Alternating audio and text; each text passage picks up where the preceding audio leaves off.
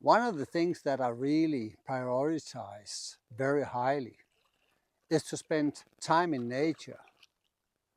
It really helps me disperse stress and inner tensions.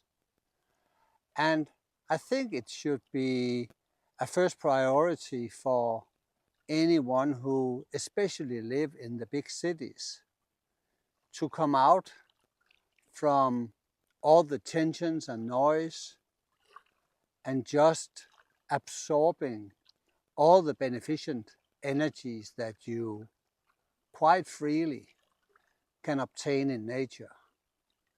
It's such a beneficent influence to spend time near water, in the forest, mountains, or anywhere where you are naturally attracted.